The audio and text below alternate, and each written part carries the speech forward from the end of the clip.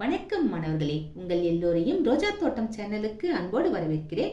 மாணவர்களே, இன்று நாம் இன்னுயிர் காப்போம் பாடத்தில் தரப்பட்டுள்ள மொழியை ஆள்வோம் மொழியோடு விளையாடு பயிற்சிகளுக்கான விடைகளை படிக்கலாமா? கேட்க, பேசுக, சொல்ல கேட்டு எழுதுக இதெல்லாம் கொடுத்துருக்காங்க, பார்த்துக்கோங்க. அதுக்கு கீழே வந்தீங்கன்னா கீழ்காணும் தலைப்புகளில் ஏதேனும் ஒன்றை தேர்ந்தெடுத்து கவிதை எழுதுக இப்படி கேட்டிருக்காங்க. 3 தலைப்புகள் தரப்பட்டுள்ளன: அன்பு, நட்பு, உதவி. கவிதை எழுதுறதுக்கு முயற்சி செய்யலாமா? கவிதை ரொம்ப சுமாராக தான் இருக்கும், கொஞ்சம் அட்ஜஸ்ட் பண்ணிக்கோங்க. முதல் தலைப்பு எது? அன்பு. இங்க நான் என்ன பண்ணியிருக்கேன்னா, உயிரெழுத்துகளில் ஆரம்பமாகிற மாதிரி கவிதை எழுதியிருக்கேன். அதாவது உயிரெழுத்துகளின் வரிசை அ ஆ இ ஈ இருக்கு இல்லையா, அந்த வரிசையில எழுதியிருக்கேன். அறத்தின் வழியது அன்பு, ஆளுமை நிறைந்தது அன்பு, இனிமை தருவது அன்பு, ஈகை நிறைந்தது அன்பு, உறவின் சுவையது அன்பு, ஊக்கம் கொடுப்பது அன்பு, எளிமை நிறைந்தது அன்பு, ஏற்றம் தருவது அன்பு, ஐயம் களைவது அன்பு, ஒளியை தருவது அன்பு, ஓங்கி உயர்ந்தது அன்பு, அவ்வியம் இல்லாதது அன்பு. அவ்வியம்னா என்ன பொருள்னா பொறாமை. பொறாமை இல்லாதது அன்பு, அததான் அவ்வியம் இல்லாதது அன்பு இப்படி குறிப்பிட்டிருக்கோம். அடுத்த தலைப்பு என்ன? நட்பு. சுட்டித் திரிவது நட்பா? இல்லை இல்லை, சுட்டித் திருத்துவதுதான் நட்பு. சிரிக்க பேசுவது நட்பா? இல்லை இல்லை, சிந்திக்க வைப்பதுதான் நட்பு. ஒதுங்கி போவது நட்பா? இல்லை இல்லை, ஒத்து போவதுதான் நட்பு. அடுத்த தலைப்பு உதவி. குட்டி கவிதை பார்த்துடலாமா?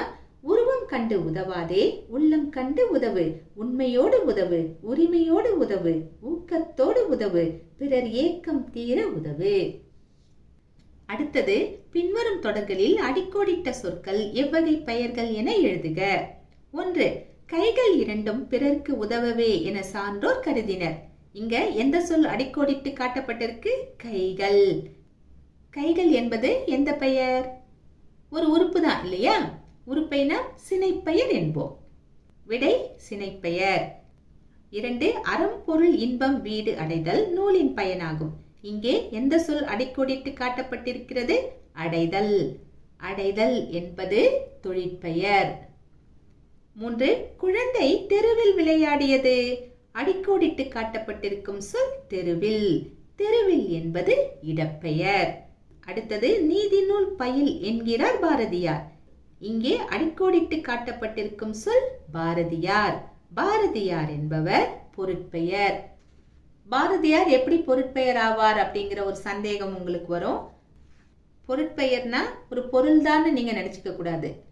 உயிருள்ள உயிரற்ற அனைத்தையும் குறிப்பதுதான் பொருட்பெயர். அடுத்தது, மாலை முழுதும் விளையாட்டு. இங்கே மாலை அடிக்கோடிட்டு காட்டப்பட்டிருக்கிறது. மாலை என்பது காலப்பெயர். கடைசியாக, அன்பு நிறைய உடையவர்கள் மேலோர். இங்கே அன்பு என்பது அடிக்கோடிட்டு காட்டப்பட்டிருக்கிறது. அன்பு என்பது பண்பு பெயர். அடுத்தது, அகரவரிசைப்படுத்துக.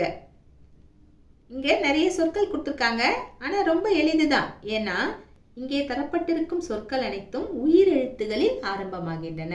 நமக்கு நல்லா தெரியும் அ ஆ இ ஈ வரிசை. அந்த வரிசையில நாம இந்த சொற்களை எழுதினால் போதுமானது. எப்படி எழுதலாம்? ஆலிருந்து ஆரம்பிச்சு அவ் வரைக்கும் எழுதணும். முயற்சி செய்யலாமா?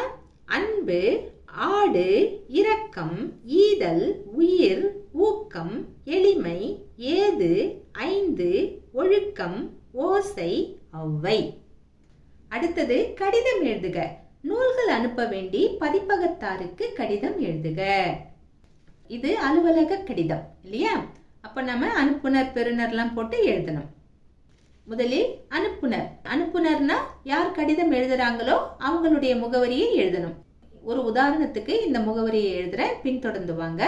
கா இனியன் காற்புள்ளி, எண் 20 மேலவீதி காற்புள்ளி, பெரியார் நகர் காற்புள்ளி, கூடலூர் காற்புள்ளி, நீலகிரி மாவட்டம்.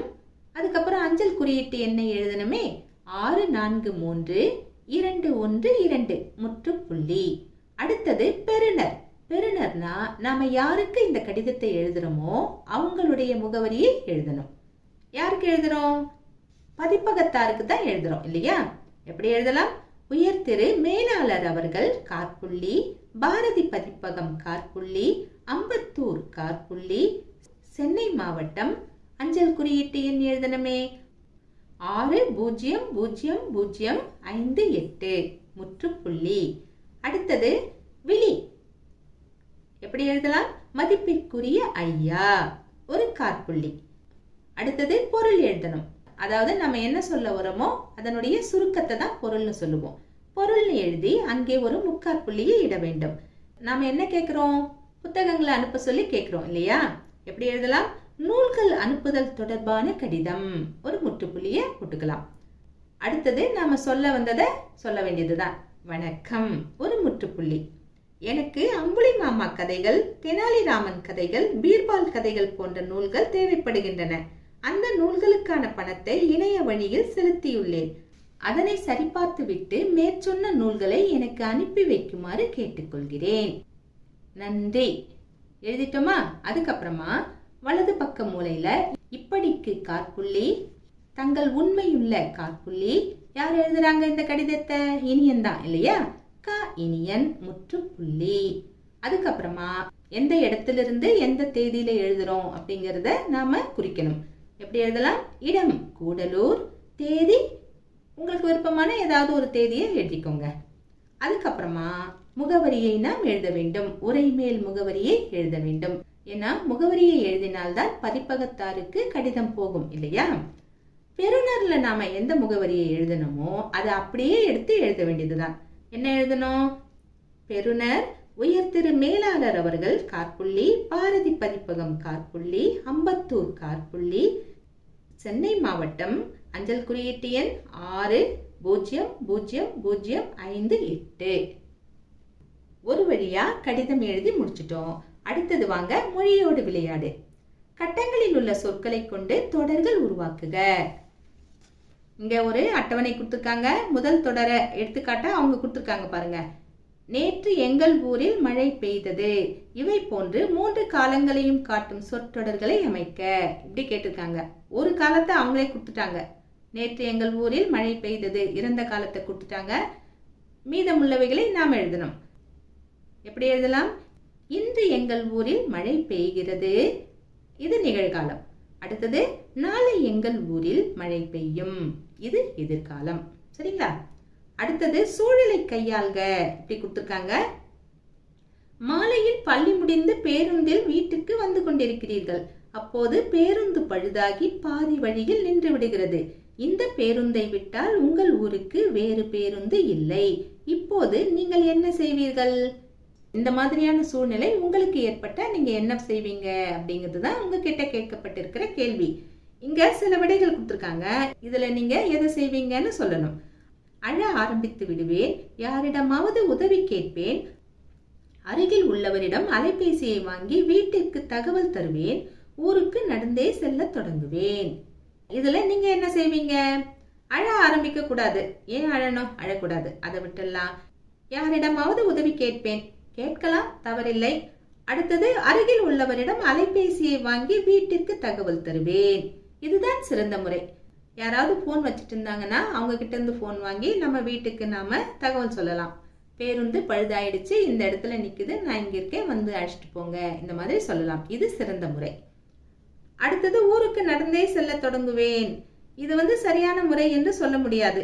ஏன்னா ஊர் ரொம்ப தூரத்துல இருந்ததுன்னா இருட்ட தொடங்கிடும், இருட்டு வந்துடும் இல்லையா? அது நமக்கு சில சமயம் ஆபத்தா முடியலாம். அதனால இதை நாம தேர்வு செய்யக்கூடாது.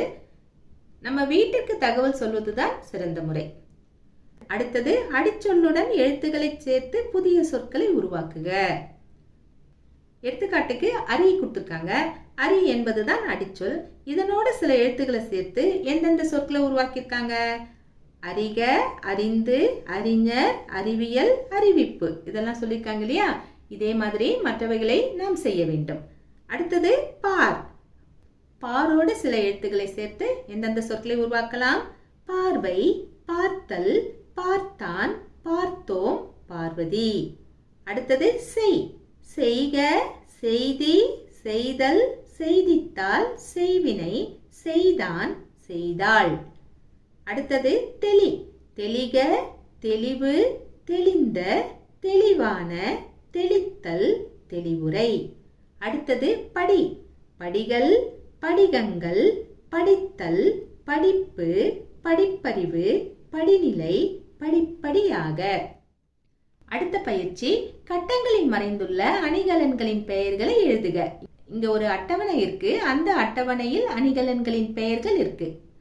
எடுத்துக்காட்டு என்ன கொடுத்திருக்காங்க? கம்மல். முதல்ல இருக்கு பாருங்க கம்மல். அதுக்கு அடுத்து பாருங்க சூளாமணி. அதற்கடுத்தது மோதிரம். அதற்கடுத்தது சிலம்பு. கடைசியில வளையல். அதுக்கப்புறம் கீழே கடைசியா இடமிருந்து வலம் பாத்தீங்கன்னா கடுக்கன் இருக்கு பாருங்க. இதையெல்லாம் நாம தனித்தனியா எடுத்து எழுதணும். கம்மல் அவங்க கொடுத்துட்டாங்க. மீதி என்னென்ன? சூளாமணி, மோதிரம், சிலம்பு, வளையல், கடுக்கன். மாணவர்களே, இன்று நாம் மொழியை ஆள்வோம் மொழியோடு விளையாடு பயிற்சிகளுக்கான விடைகளை பார்த்தோம். நாம் வேறு பாடத்தோடு மீண்டும் சந்திக்கலாம். டாடா, பாய்.